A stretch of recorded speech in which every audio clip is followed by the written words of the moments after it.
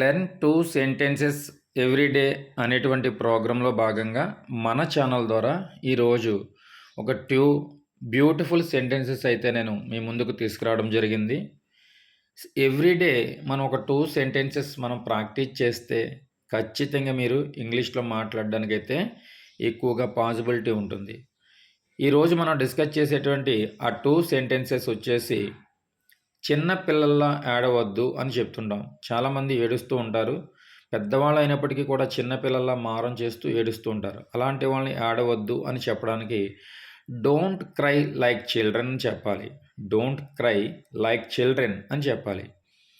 And second one వచ్చేసి అదేం పర్వాలేదు అనడానికి ఇంగ్లీష్లో ఇట్ డజంట్ మ్యాటర్.